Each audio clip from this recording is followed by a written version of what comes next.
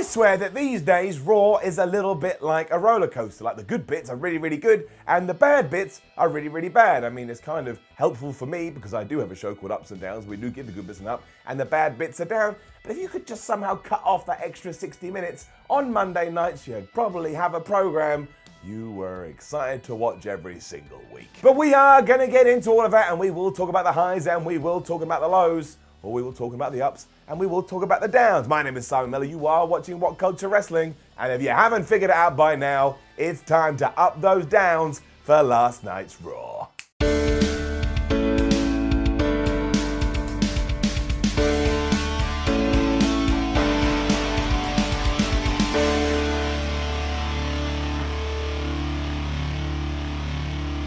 My first question is, who has entrance music when it comes to their divorce? Because that is the first thing that we saw when Raw began. We were having our divorce proceedings happen live in a WWE ring, and Lana came out to her entrance music, which is doubly weird because she has that weird, like, kind of sexy, kind of, you know, just weird theme, like bam, bam, bam, bam, but just trumpets going absolutely nuts. And Rusev, he came out to his too. It was just strange all around. I mean, we have them for weddings. People have wedding marches. Why not have a divorce one? Jerry Lawler was hosting proceedings, because as we all know, you do need a host when it comes to your divorce. And then Lana just shouted a bunch of absolute gibberish, like, I used to love you, we were the fans, didn't love you, I still loved you, you're just a statistic, they never loved you. Which not only was really, really annoying, but also, Lana, it's an absolute lie, because you can go back to 2016 and see videos from me where I literally stuck pieces of paper of me in support of Ruru. Now, don't get me wrong, this was absolutely ludicrous, but I guess it has worked in some sense because the crowd was chanting Rusev Day the entire time. Also, Rusev had a Donald Duck t-shirt on. That was never going to hurt. Rusev's big point was that it was probably him that needed a restraining order against Lana, and then the fake Ravishing Russian just went again for around about 32,000 hours. At that point, my brain just switched off, and I started thinking about Cheetos. How are they so good? The two then argued about who was going to sign the papers first and who was going to get the dog. And then Rusev had one last surprise, which was he wanted a match with Bobby Lashley to go in to the deal. Because as we all know, like we've already touched upon, that is perfectly normal when it comes to divorce. My mate divorced his wife recently, and he said, look, I'm happy to do this, but I want a Hell in a Cell match against the person you are now seeing. And that happened, and he won, or he lost, however you want to see it, after he used a hammer and smashed the toolbox right into their face. This is just normal, basic divorce proceedings 101. Bobby Lashley then interrupted, and as tradition, Rusev slammed him through a table so they could have a tables match at TLC. And all I'm going to say is this was too long, it was too frustrating, and it was too pointless, and therefore it gets it down. At least WWE then addressed some story issues, because not only was Kevin Owens letting us know, look, it was a close call, but I managed to escape the Authors of Pain last week, but then he bumped into Rey Mysterio, and Rey, probably the best good guy in all of WWE, said, Kevin, if you need some help, I will be there for you. Even though you weren't there for him last week, were you, Mysterio, as he was being kidnapped? He gave him the pipe that he had used against Brock Lesnar. And that was a bit of a rubbish gift, because I've been like, yeah, Rey, I appreciate it, but how well did that pipe work for you? Not at all. But look, at least the good guys on Raw are now trying to help each other out. Drew McIntyre then squashed Matt Hardy, and while it is a shame that Matt Hardy is being treated this way, I actually thought it was quite good for Drew because he looked absolutely dominating. I just don't get why we couldn't have built this up for a few weeks and kind of pitched it as the legend versus like the big contender and done it at TLC, but we didn't do that. Like I say, McIntyre got in the ring, he insulted Matt Hardy, he hit it with a Claymore kick, and he won 1, 2, 3. So I am going to give it an up, but I do want to make it very clear that I do not appreciate how WWE is using version 1. Just the most confusing back and forth chat between Becky Lynch and Charlotte Flair followed. Go. Hello and welcome to another episode of Nobody Talks Like That with me, Simon Miller. Becky Lynch and Charlotte Flair, your relationships makes no sense to begin with, but this week on Raw you also said. We start with Charlotte and this came out of her mouth. I don't like you. What a horrible way to start any kind of conversation, but right now I don't like the Kabuki Warriors more. So how would you like to be Becky 2 belts again? Then Becky was all like, oh, see, you want my help here? And Charlotte was all like, you've had your problems with them too, Becky. And Becky was like, I have had my issues, but I've also had my issues with you, so I'll think I'll take my chance with both of them for the opportunity to collect an old debt. And then Charlotte was like, so you're going to take them 2-on-1? Yeah, you did that too 7 days ago, you absolute goon. And Becky said, yep, an opportunity to collect an old debt. And then she just nodded as Charlotte walked away. It was a frankly bizarre conversation, and I can tell you why. Nobody talks like that. I have no idea either. Kevin Owens then beat up Mojo Rawley because he was an absolute goof after Kevin had asked if he had seen Authors of Pain, because Mojo was all like, oh, they went over there. No, they went over there. Oh, maybe they went over there. So Kevin just punched him in the face and said, oh, maybe they're down there. Now, he was obviously taking the mick out of everything Mojo had done, but I like to pretend that Kevin Owens actually watches Ups and Downs, and he was giving that segment a down. For the record, I'm not giving it an up or a down. I'm just letting you know how it made me feel. Also, Mojo Rawley, you are a blue-faced idiot. And it is hard watching WWE sometimes because they split me right down the middle like an egg. And let's face it, I do look a little bit like an egg. But we had the Viking Raiders versus the Street Profits, and as you can probably figure out, right down the middle. So for the match itself, it's getting it up. Why? Because it was fun. Ivar and Eric were out there and they challenged anybody in the back to a tag team title match. And out came Dawkins and Ford. And look, within the first 30 seconds, it actually looked like the Street Profits were going to beat them and win the titles. But then like 4 minutes later, they had just lost after they got hit with the Viking experience. The four fist bumped at the end, and that was quite nice. There was a sense of unity. Like I say, this was an entertaining match. But there's just so many other things we could have done. Because look, this was still the Street Profits' first attempt at winning those tag team belts on Raw.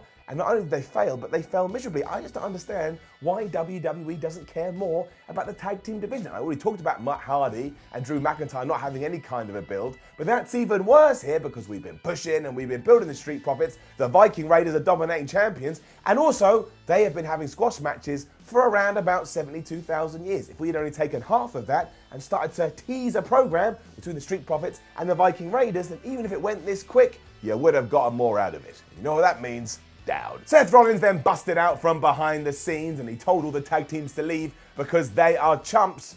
But as you know, I love this story. Up. He was sick and tired of people not understanding and not trusting him, so he told the Authors of Pain to come out to the ring right now so he could kick their ass. But he didn't get those guys. He got Kevin Owens. Owens accused Rollins of doing this because he knows damn well that the Authors of Pain aren't even in the building. And then very coincidentally, it was a very nice moment, the AOP actually showed back upstage in their car. And I can only presume they were late for work, which is a sackable offense, by the way, because they were probably at a bookstore doing some reading. They love to read. Seth then made it clear that he was going to leave the ring because he could see what was about to happen. And while it may be the unpopular choice, he was going to do what he thought was right. Then the Authors of Pain appeared on the big screen and they started talking in Arabian and Punjabi. And because Kevin Owens is the best, when they were finished, he just went, good point.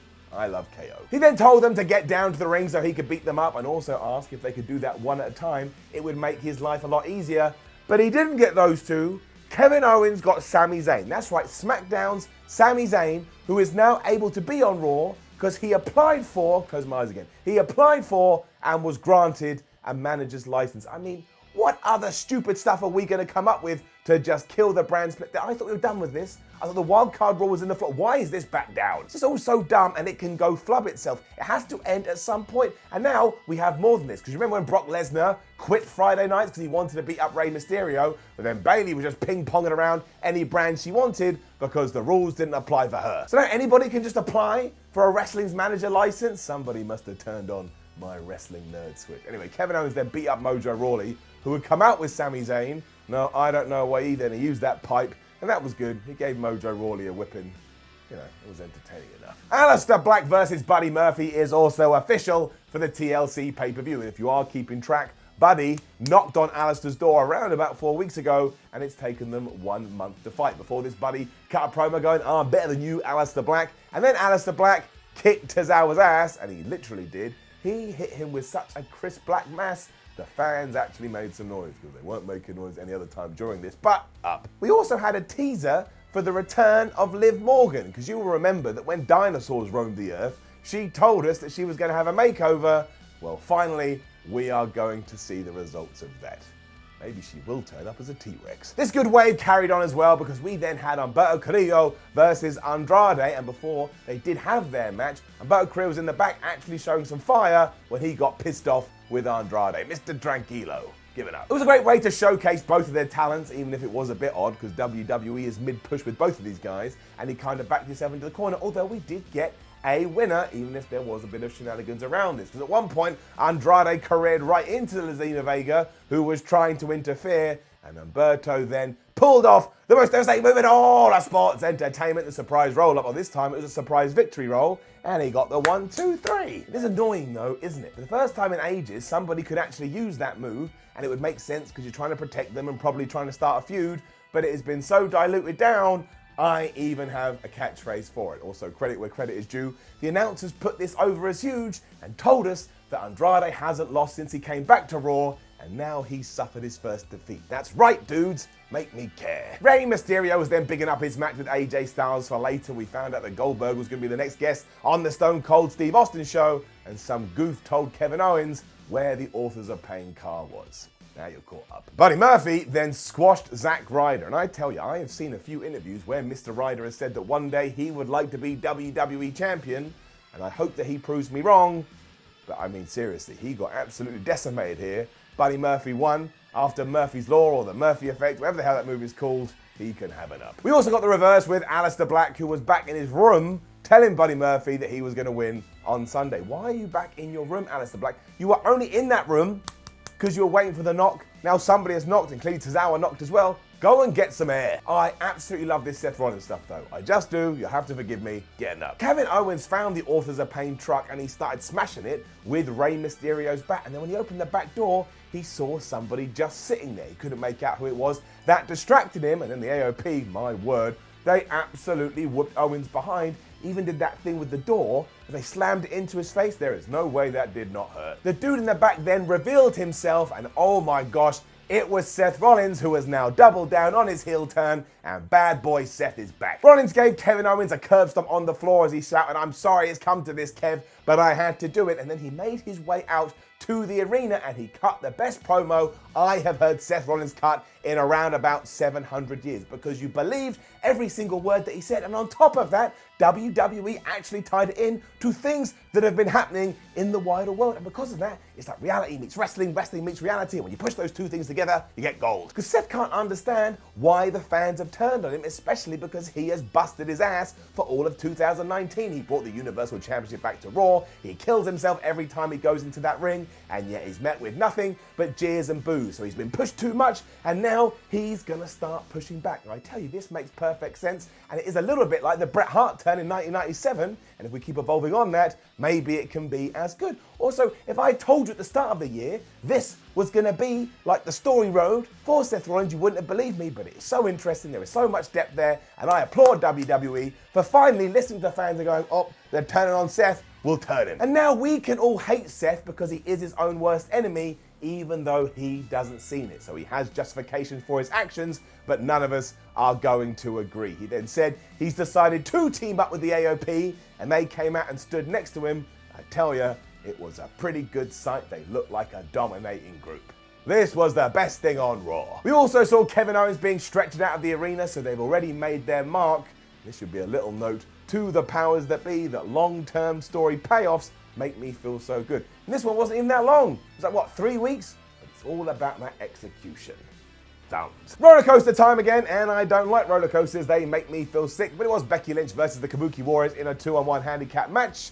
Go. Much like Charlotte's scrap last week, this was really good because everybody understands their position. Becky Lynch kept having flurries, but because she was up against the numbers game and because Kairi Sane and Asuka are really good, they kept beating her down, and like I say, I really enjoyed it up. For some reason though, unlike 7 days ago, we weren't allowed to put the tag team champions over, and Becky Lynch won via DQ after Asuka had hit her with a steel chair. I just don't understand that. I cannot fathom why you would make that choice. You did it perfectly with Flair last week. Just do it again. Becky Lynch can lose despite being the champion. She's taking on 2 people who, by the way, are meant to be the best in the whole tag division. Kabuki Warriors then slammed Lynch through a table as Kairi Sane hit her elbow, and I know why they were doing this, because they want to have it as a TLC match. They need to justify it, but I think there would have been a better way to get there. Because of that, down. It just felt a little bit too forced. We also have the question hanging over our heads as to why the Raw Women's Champion, the longest Raw Women's Champion in history, has decided to ignore her singles career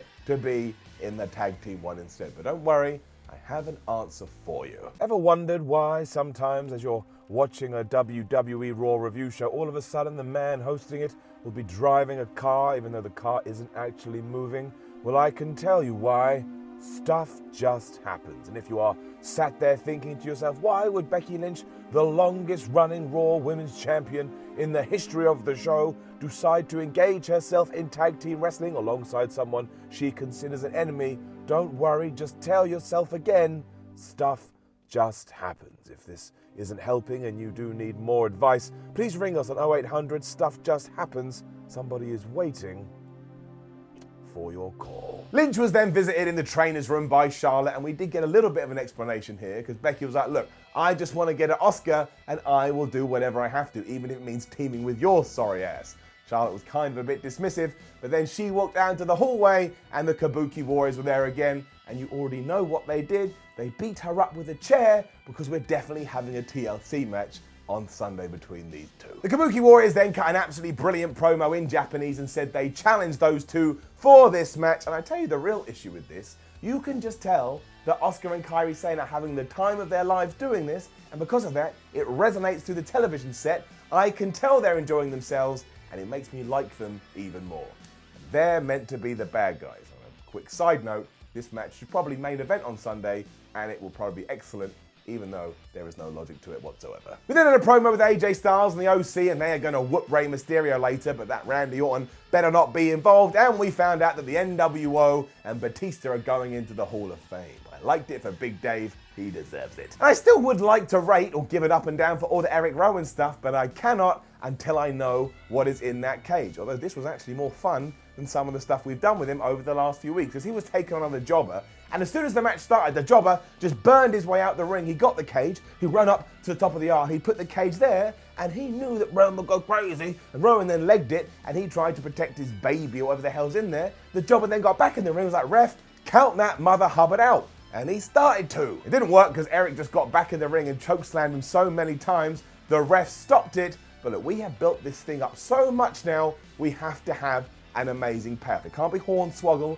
it can't be the Gobbledygooker, it can't be Mae Young's hand, it can't be Vince McMahon pulling a hood off and going, it was me, Austin, it was me, all along. I need something so good that I go on Twitter and rant and rave about it. You have put yourself in this position, WWE, and now you gotta live up to it. And look, I appreciated the effort. I really, really did. I didn't much like the canned laughter, but the Street Profits hosting a fake news section to run down the TLC card, that ain't how we do business here. This is how we do business here. Hello, welcome to Kayfabe News. My name is Flippin' Marks, and yes, Kayfabe News is a real YouTube channel that you should subscribe to. And if you don't, I'm gonna find your replica wrestling belts that you think makes you a real champion, and I'm gonna burn it to the ground like Seth Rollins. But Street Profits, if you are gonna run down the TLC card in a fake news environment, this is how you do it. But we are gonna get Bray Wyatt versus The Miz on a singles match, Roman Reigns versus Baron Corbin in a TLC match, even though they don't need that stipulation at all. The Kabuki Warriors versus Charlotte Flair and Becky Lynch, also in a TLC match.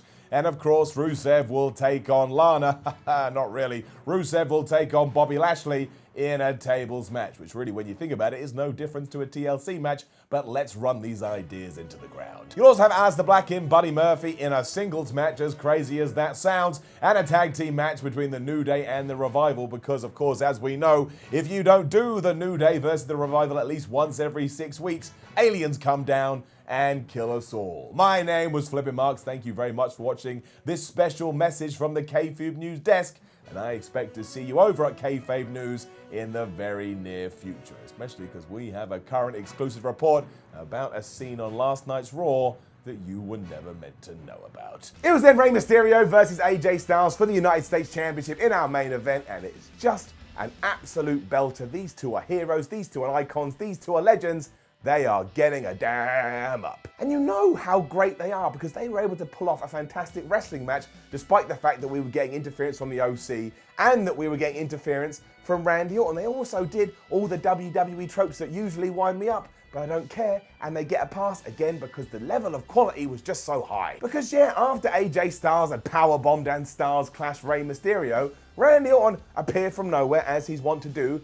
He gave AJ Styles a little wink. I did that in the wrong order. I should have said wink and then wink. That looked like I was having some kind of aneurysm or something, but he did. He gave him a wink. That distracted AJ, and Rey Mysterio rolled him up, using the most devastating move in all of WWE, and he was able to retain his championship. And there was other nonsense here too, like AJ and Rey clearly were going to go for the Superstars clash in the second. There was a bit finicky, and they weren't able to do it. Plus, Raw clearly went too long, because it went off air with someone saying, "and still," I just cut off. You never got "and still the US champion," just went "and still," and it finished. And usually I would rag all over that. I'd take my foot and I'd kick it into the ground, but I was just so pleased with the performance, I don't even care. You can get all mad in the comments, but Rey Mysterio and AJ Styles, they are brilliant. And yes, just to summarize, Randy Orton and AJ Styles now going to have a program, and Rey Mysterio is still your US champ. So it was one of those Raws where the good bits were actually really, really good. The Seth Rollins stuff, my word, it lit a fire under my bum, and the bad bits, well, they absolutely sucked. I am intrigued to see what everybody thought about that Rusev, Lana, Bobby Lashley stuff.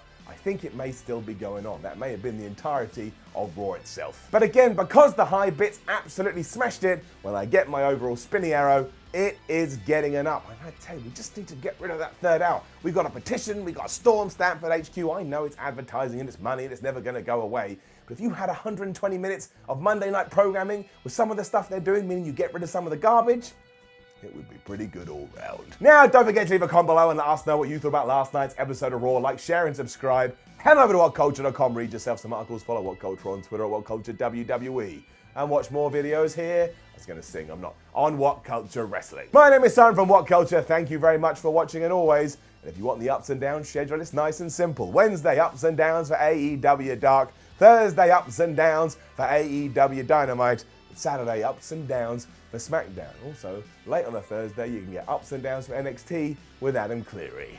I'm out of here.